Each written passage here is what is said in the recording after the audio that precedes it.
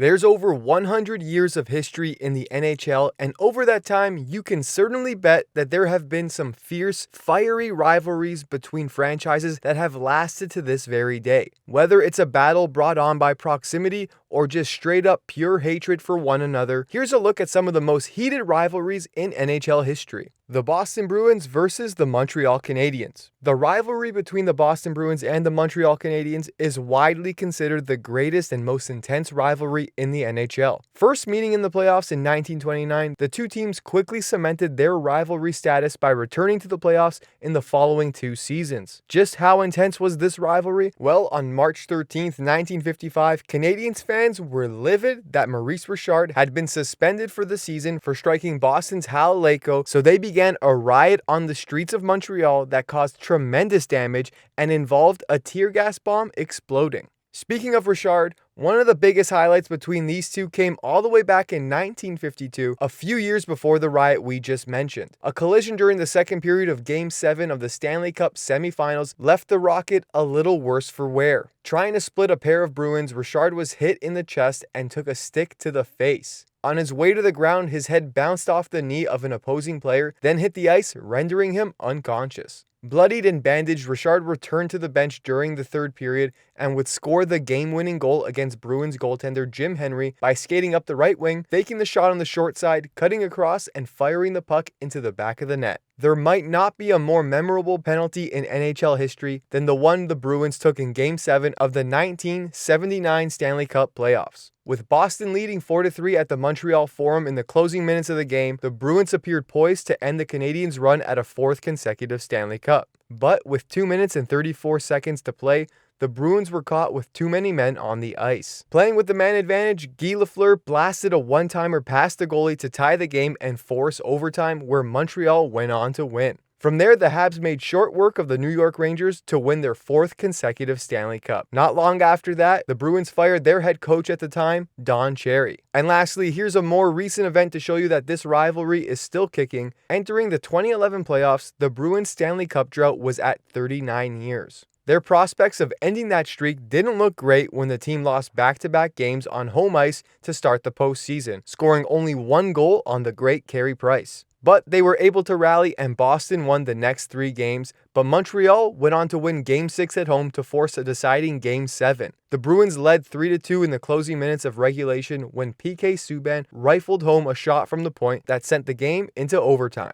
With 2 overtime wins in this series under their belt at that point, the Bruins would emerge from the extra frame victorious once again thanks to a huge shot from Nathan Horton. That victory propelled the Bruins to their 6th Stanley Cup. The Chicago Blackhawks versus the Detroit Red Wings. The Chicago Blackhawks and the Detroit Red Wings have had a long, albeit inconsistent feud in the NHL. In their first meeting on November 24th, 1926, the Red Wings, named at the time Detroit Cougars, defeated Chicago 1-0. In the decades that followed, the rivalry between these two led to a number of postseason matchups and exciting regular season games, but also to rather alternating levels of success between the two teams. Let's start with the 1992 Stanley Cup playoffs. In what was the Norris Division Finals, the Blackhawks swept the Red Wings in 4 straight games, capped by this Brent Sutter goal.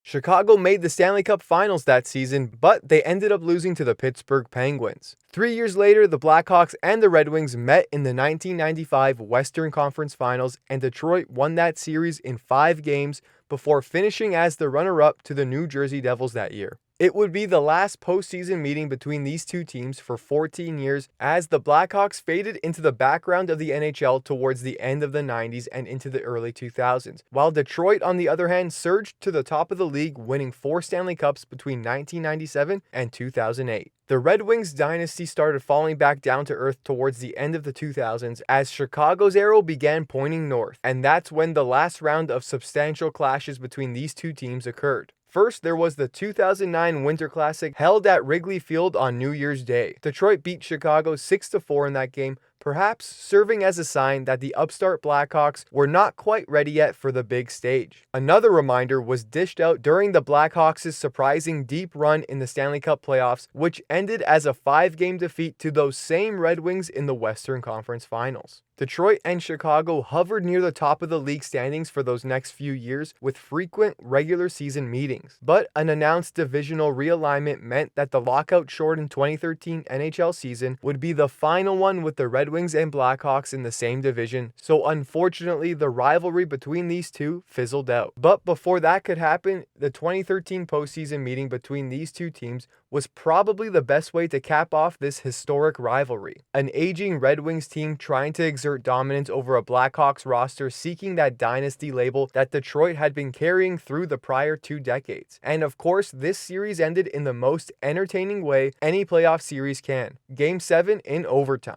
The Blackhawks would go on to win the Stanley Cup that season, and they won it again in the 2014-2015 season. The Ottawa Senators versus the Toronto Maple Leafs. While these two have only been playing against each other for 30 years, Ottawa, the nation's capital, and Toronto, Canada's biggest city, have a sports rivalry that spans multiple teams and is traced as far back as the 1800s, making it one of the oldest rivalries in North America. While the Ottawa Senators we know today began back in 1992, the Senators' name in Ottawa has a long history stretching back to 1883 and were a founding member of the Eastern Canada Amateur Hockey Association, hockey's first ever professional league, back in 1905. They were hockey's powerhouse team in those years, winning the Stanley Cup in 1903 and making it to the finals again in 1904. By 1924, the league began to diversify to now include American teams and was up to 6 members.